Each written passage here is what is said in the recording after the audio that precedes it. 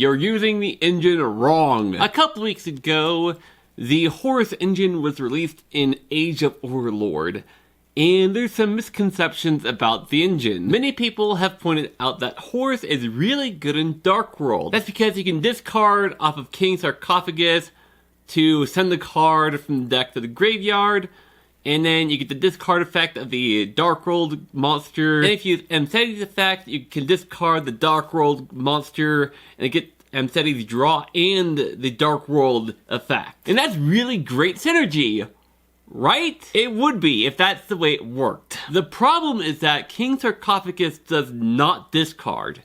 It sends from your hand to the graveyard, meaning that the Dark World monsters don't actually get their effects because they were sent, not discarded. And send and discard are two different things, unfortunately. What cards can and can't be activated by being in the graveyard has been a long-standing issue in the game, and part of the reason why Dark Worlds even exist. And how the Horus cards interact with the game isn't exactly helping that issue. And with Mceti, I've seen some people at my locals discard Mceti and 2 Dark World monsters to draw 2 and then add King's Sarcophagus and then use the Dark World effects, but it doesn't work that way.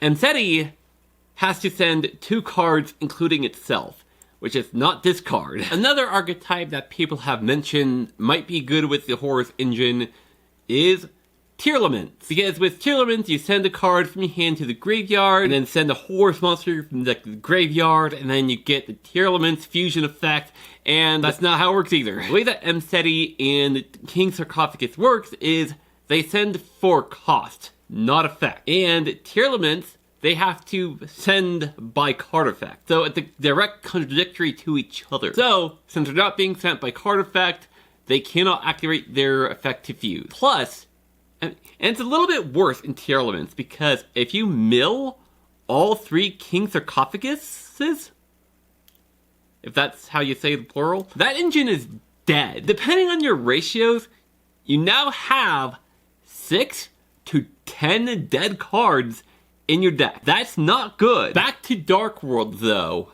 There is a reason to play the Horus engine in the deck, and that is for Giant Trainer to draw 3 times. The Horus monsters give you immediate access to it just by their summoning condition. But I don't think the Horus engine is correct even in that regard in Dark World. I've been playing around with the deck a little bit, and I really like the Genn and Ken combo. The Genn and Ken combo turns on talents and thrust without your opponent doing anything, and Ken can discard Silva, and that will count towards Silva's second effect when summoning itself to make your opponent put 2 cards back into the deck. And if you run Danger Bigfoot and Thunderbird, you're probably fine getting to Giant Trainer anyways. I think the Horus engine is best when you want to get things into the graveyard, either for their effects or for monsters that need to interact with monsters in the graveyard. For example, Bystial. You can send a later dark monster using King's Sarcophagus, and then use a Bystial effect to summon itself just from King's Sarcophagus. Or, in another example, is my friend Alex's Thunder Dragon deck, where he uses the Horus engine to get the Thunder Dragon monsters into the graveyard to turn his Chaos engine online, and then to use the Thunder Dragon effects, and having all the Horus effects on top of that, which I think is really neat. The TLDR version is to remember to read your cards and your opponent's cards, and especially if it's a new engine. Not only are you figuring out what the engine does, but it's also important to your opponent who just started using the engine and maybe doesn't fully understand how the engine works yet. That could be because they missed a key part of the effect that totally changes how the engine functions in their deck. Anyway, thank you all so much for watching. I think what I may do next week is review Digimon 02 The Beginning. I'm looking forward to this movie.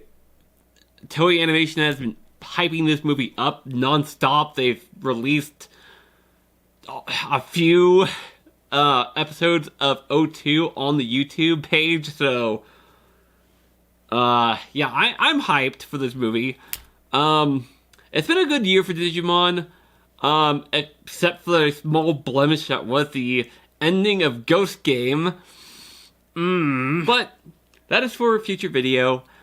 If there's anything else that I missed, let me know down below in the comment section. And while you're down there, subscribe to the channel. And hey, if you have any suggestions for a future video, I would love to hear it. My name is Vincent, and I am the Race Duelist. Goodbye.